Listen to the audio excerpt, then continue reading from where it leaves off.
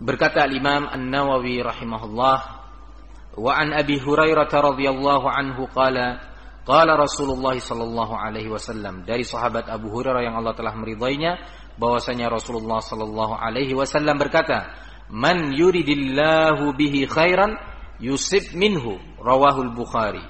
Wa dhabbatu yusib bi fathi as-sad wa kasriha. Rasulullah berkata, barang siapa yang Allah kehendaki untuknya kebaikan, maka Allah subhanahu wa ta'ala akan menimpakan kepadanya musibah. Coba kita perhatikan hadis ini ya. Barang siapa yang Allah kehendaki untuknya kebaikan, maka Allah akan timpakan kepadanya musibah.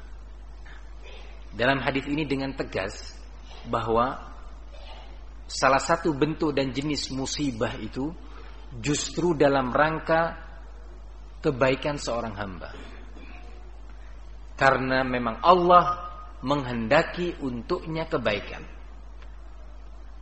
Hadis ini diriwayatkan oleh Al-Imam Al-Bukhari rahimahullahu ta'ala. Sehingga sekali lagi hadis ini berfungsi sebagai penegasan bahwa tidak semua orang yang terkena musibah berarti dikarenakan dosanya.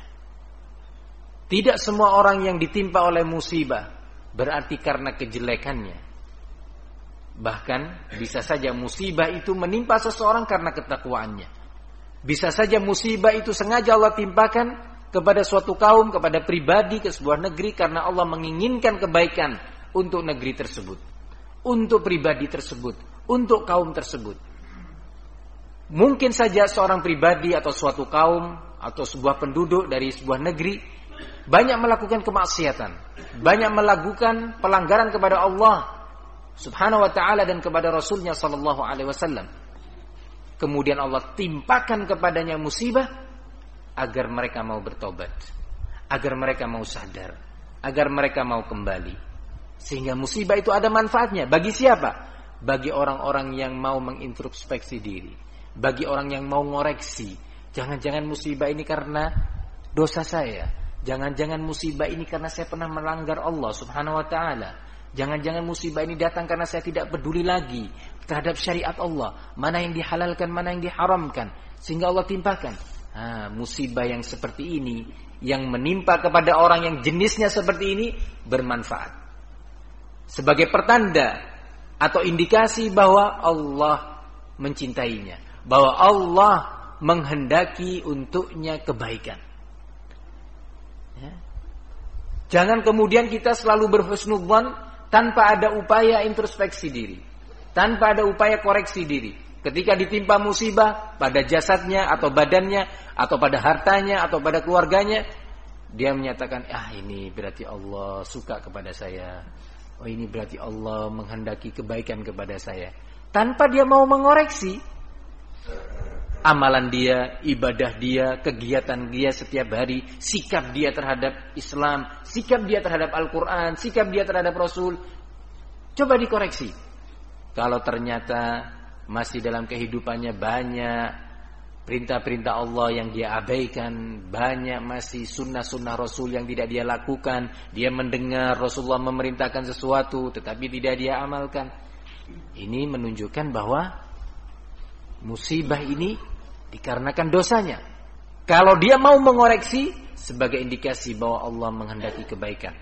Tetapi kalau dia tidak mau mengoreksi, terus berlanjut di atas pelanggaran-pelanggaran yang dia lakukan, dia tidak mau merubah jalur hidupnya, dia tidak mau membenahi keadaan hidupnya, ya sebelum dan sesudah musibah sama. Musibah hanya sebagai bahan cerita, musibah hanya sebagai bahan untuk saling memberikan kisah. Wah, dulu waktu musibah ini terjadi begini, begitu, begini, begitu. Keadaan dia 8 tahun yang lalu dengan keadaan dia sekarang sama, tetap dalam pelanggaran dan pelanggaran. Umur dia bertambah, musibah telah menimpa, tapi tidak ada perubahan.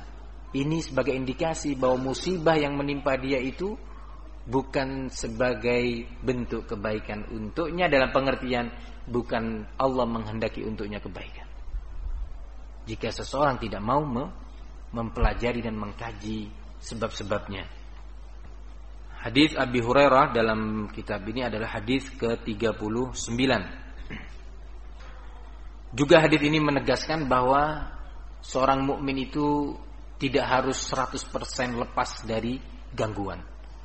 Seorang mukmin dan seorang yang bertakwa itu bukan berarti dia akan lepas 100% dari penyakit, dari musibah. Ini juga sebagai penegas terhadap